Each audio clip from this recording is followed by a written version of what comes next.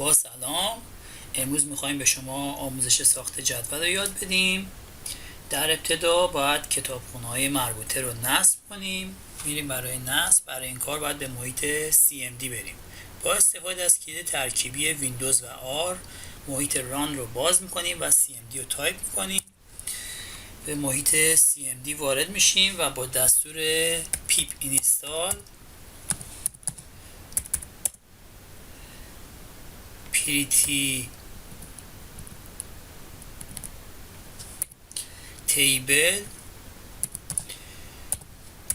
کتابخونه‌مون رو نصب میکنیم. چون من از قبل نصب داشتم نصب نشد. یه کتابخونه دیگه هم هست که با اون هم میخوایم کار بکنیم. پیپ اینستال texttable.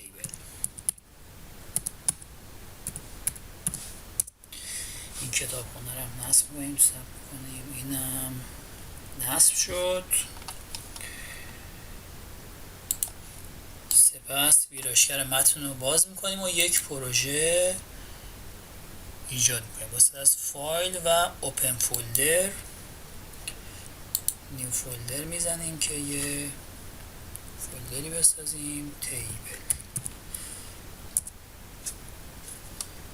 سلکتش میکنیم.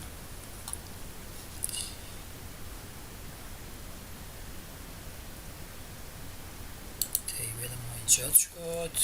یه فایل پایتون باید بسازیم. تیبل یک میزنم .py. در ابتدا باید کتابخونه مورد نظر رو فراخوانی کنیم.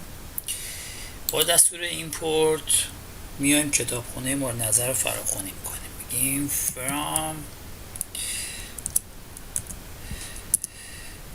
PrettyTable ایمپورت کن.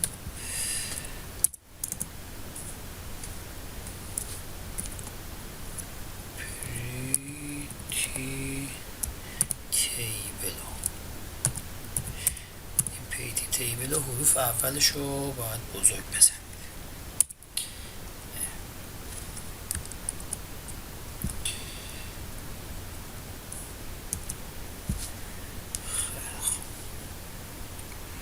بیایم یه متغیر میگیریم به نام myTable. هر چیز دیگه میتونیم بنویسیم. ما میذاریم myTable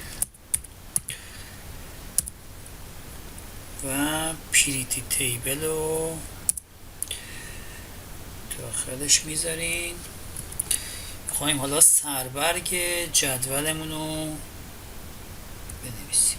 میایم داخل کوتیشن چیزایی که میخوایم سربرگ جدول باشه میذاریم. میخوایم یه نیم بذاریم براش. اول یه فامیلی بذاریم. یه سن بذاریم براش. یه شماره تلفن.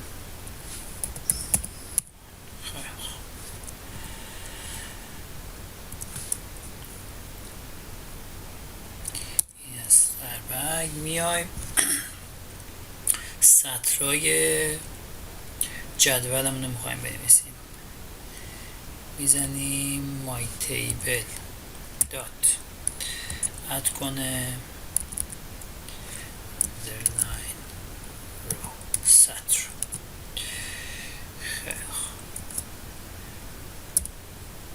میایم میزنیم اسممون رو می‌نویسیم. دومی فامیلی بود.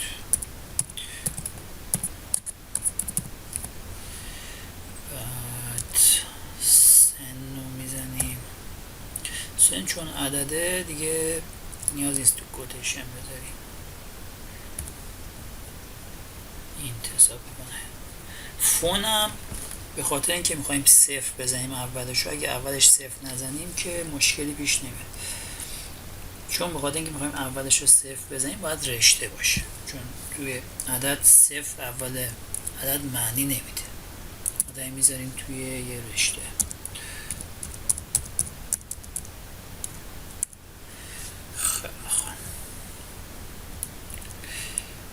میریم یه پرینت بگیریم از جدولم، این به چه صورت شده. پرینت کن مای تیبل.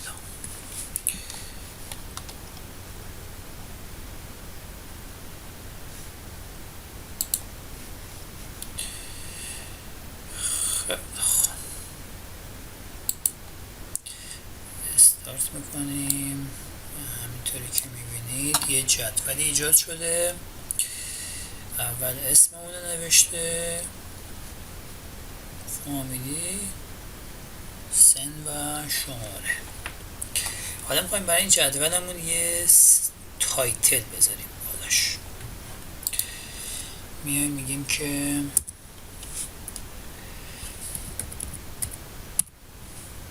یه متغیر میگیریم تیبل، برابر قرار میدیم با my table dot get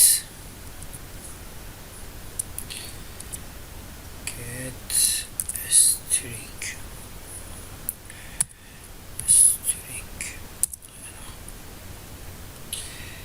حالا میایم اینجا تایتلمون رو میگیم که چی باشه. میزنیم my مثلا info. در انتها میایم پرینت میگیریم تایتل تیبل ها. خیلی از اینم پاک کنم که دوباره چاپش نکنه. خیلی خوب، اینم از جدولمون که یه تایتل داره. اینجام که سربرگشه، اینم که دیتاست. شما میتونید هر چند تا از اینجا، حالا من اینو کپی میکنم، این کار شما نکنید. چند تا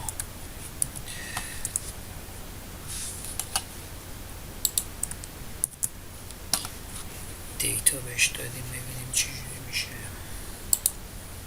بله،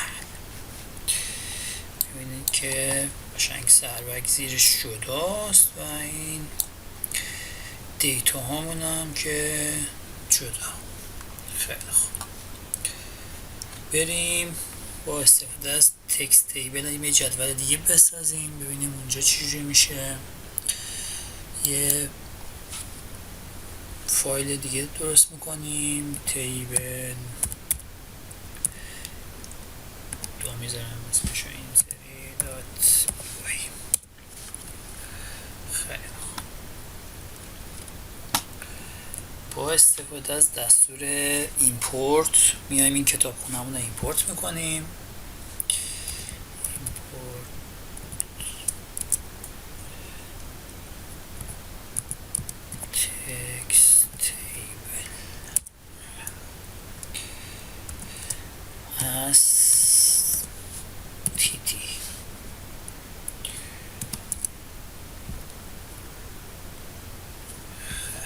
یه متغیر میگیریم my table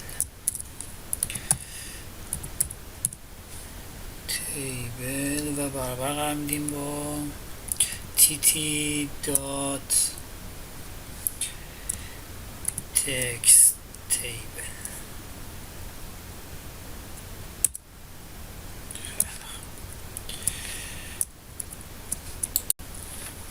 خیلی حالا میخوایم سربرگ و دیتامون رو وارد کنیم با دستور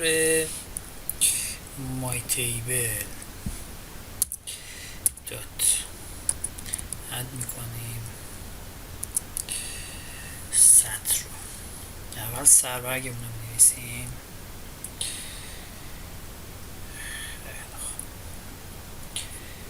چی میخوایم بنویسیم؟ میخوایم یه نیم داشته باشه سربرگمون، یه فامیلی داشته باشه،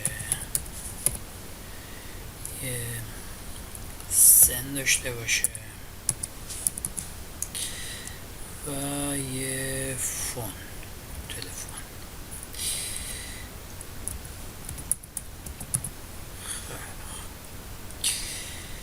این از سربرگمون. حالا میریم برای دیتا. میخوایم دیتامون هم تو همین خط وارد کنیم دیگه، اد رو نزنیم. یه اینتر میکنیم که خیلی کدمون دراز نشه. میایم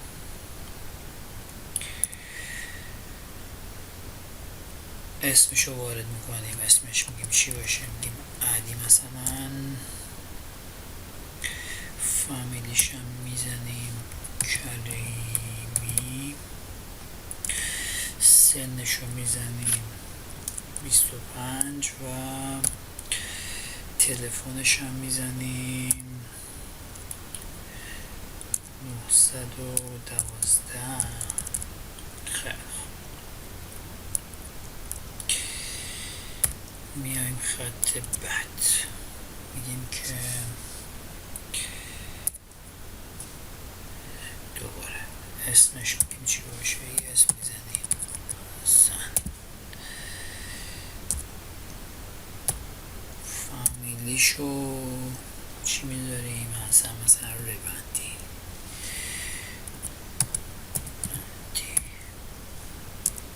سنشو مثلا میذاریم 40 سال. موبایلش هم میذاریم 919. یه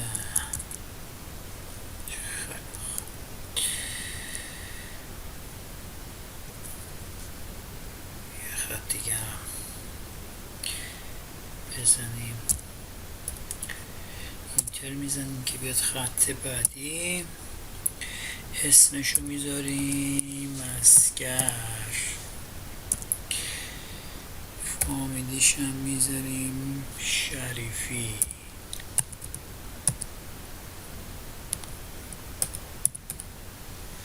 سنش هم میذاریم 50. تلفنش هم میذاریم 0900 مثلا 16. خیلی خوب. این باید بره یه دونم یه انتها میذاریم.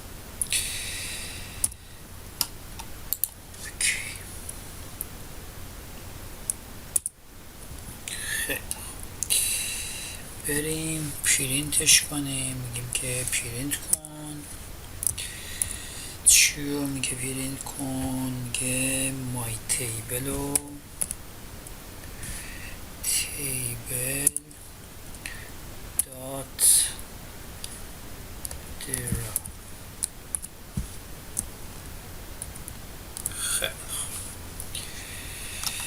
بریم برای اجرای برنامه ببینیم به چه صورت شد.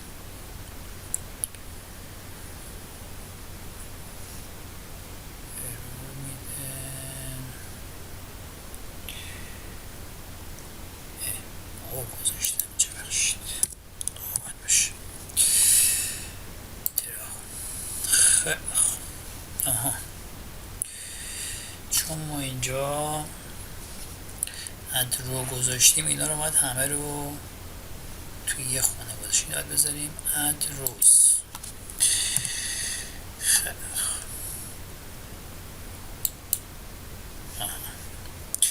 الان جدولمون درست شد. یه دونه سرورگ داریم، نیم و فامیلی و سن و تلفن که اینجا به ترتیب داده ها داخلش قرار گرفته.